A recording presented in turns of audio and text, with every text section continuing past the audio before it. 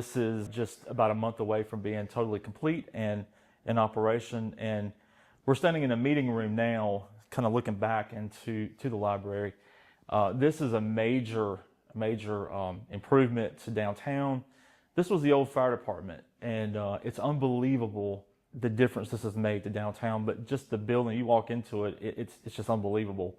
The architects did an extremely good job. The construction crew has done an amazing job, and the county taking the lead on this has done an extraordinary job working. I'm really excited. I know our mayor and council is excited. Anderson County is excited, and of course the library, and of course the folks who are going to be visiting the library and utilizing the library are really the true beneficiaries of this. And this is really going to be an extraordinary improvement, and we're really just waiting for day one to see how many people are going to come out and enjoy this. You know, I think what you're going to see here is people who work from home are going to utilize the library. There's going to be a children's area here where I think parents will bring their kids in and maybe after school study, homework. We're in a meeting room now, so hopefully some of our civic organizations in town will use this meeting space here. And it's modern, it's beautiful. So I think that in terms of how is this going to affect economic development, there's a building next door that we expect to sell on soon. There's an empty storefront just to our left here that we feel like we'll see a lease on that pretty soon as well. We've had people call us who are interested in bringing a business downtown because of this. This newness has been great for us. Hey, you know, it smells good in here. Just having this new smell is good for downtown as well. We have a new vape shop coming in. Our gym has been in operation for a full year now. We have several members who utilize the gym every day, just right up the road.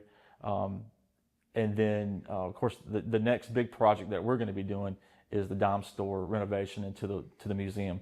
Now, the building that the library is currently occupying, which was the former museum, we'll have that building available in just a few weeks to try to entice a good lease there as well. We haven't started on that yet, but that's a beautiful building that it's right around the corner, so that's in our downtown area. What about the dime store? Where are you on the renovations and stuff? So the plans have been complete for quite a while. We didn't want to have too much going on at one time. I think we'll probably see construction start midsummer. We've done a few things. The city has done a few things ourselves to try to get it going. In terms of hiring a contractor and all that, we have not got that far yet. But once the project is ready to go, we'll release the plans to you so that we can have that as something to look forward as well. I think that's probably going to be about a year project. So this time next year, we'll have it. So the mill site has always been, it's two things. It's a headache, and then it's also our future. We've said this many times, that is our most valuable commercial property in town. And we've had several prospects there. And I think that, you know, we just keep looking at what is the right use for that property. And then how do we make that happen with the credits, with the owners of the mill property? We've had a few things that we thought were going to work, and then, you know, at the last minute, you know, something will happen, and for whatever reason, it falls through. But the one thing that we know is that it is valuable property. It is something that is going to benefit the town. We've said this many times, we want the right use for that property because, you know, once something goes there, we can't take it down if it doesn't work. So we're just, we're sitting back hoping that we're going to be able to work with the right developer. We have developers that we constantly talk to. The two things that we have to have is we have to have more people in this area, which I know is not a popular thing. Our growth down here is steady, but it's on a much lower incline than some of the other areas around here. And then traffic count on 81. Those are two major things that have to happen.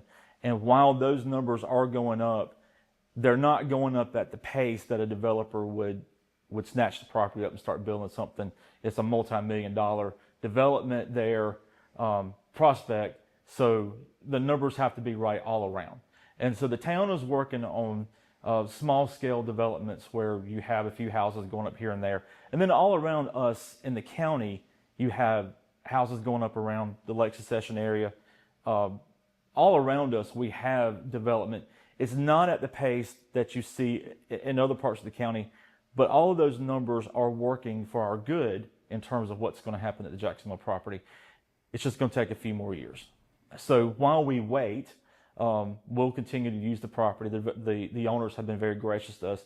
Last year we had our 4th of July fireworks there, and we'll do that again there this year as well. And the town, like I said, we actively stay involved with the owners of the property as well.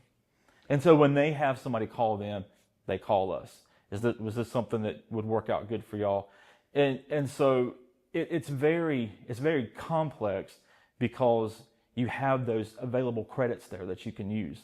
So we have to make sure all that works out. We don't want to increase rates to the point to where it's a drastic increase, but we have to look at when our cost goes up, we have to pass that off at some point. So we're looking at that now to see if we can minimize any rate increases. Public safety is always a big issue. We have to have police, and with that, we have to fund their department, the cars, the vehicles, all that stuff. The budget will be similar to what it was last year with moderate increases in rates, but nothing drastic.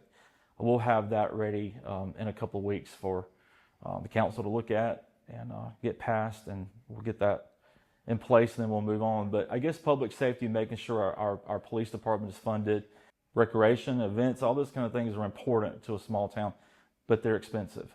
And so that's always a challenge to make sure we can continue to do what we do. If it wasn't for sponsorships, and of course I thank all of our sponsors for helping us with events and the concerts. Of course, those will be starting up this week as well. Those are important to a small town. It gives people something to do. It puts people out here to look at this new library, of course, and then our restaurants always depend on our events as well. And you mentioned you've got 4th of July. Before that, though, we've got Memorial Day. Your annual Memorial Day. We do. For the last couple of years, we have helped the American Legion out with their Memorial Day program. And traditionally, what we've done in the last couple of years is we've done that on the Sunday night before Memorial Day, which is always on Monday. And we will have a program at our Veterans Monument out here that's fairly new. And that'll last for about 30 minutes. And then after that, we'll do a concert and probably fireworks or something like that. We don't want to make that a festive event because it is, we want to memorialize those, especially those from this area who died in service. But at the same time, we celebrate our freedom, and that is sort of it kicks us in gear for our 4th of July event, which is only a month away from that. That's always the Sunday before the 4th. It's a big event for Iva, and we will have that in downtown this year like we did last year, and the fireworks will be up at the Jacksonville property. The concerts will start this week. It's every Thursday night starting in May through about mid-October. We do a lot of festivals in October, so we try to end our concerts and do our festivals. But that'll be every Thursday night, and it's right here on the square. It starts at 6:30. Band Silver will start this week. Next week, I think it's those guys, and then just bands in this area that our folks are familiar with. And that's always something that we look forward to. We have a nice crowd that's out here every Thursday night. And then, like I said, the restaurants here appreciate those who attend. Go grab a meal before you go to the concert. Weather, if it rains, we just move them over to our Civic Center, which is only a block away. The Recreation Association is, of course, they're in full swing with their spring sports now. Summer and fall schedules will be put out pretty soon, and they're active, and so we appreciate all they do. And so our concerts, like I said, I just want to thank our sponsors for helping us out with that. We do have the first weekend in June, we have our big community-wide yard sale. It's a Friday and Saturday event, and it's at Burris Field, but folks will set up all around town. That's always a big weekend. And we have all of these events. We'll put them on our Facebook page so that people can keep up with them.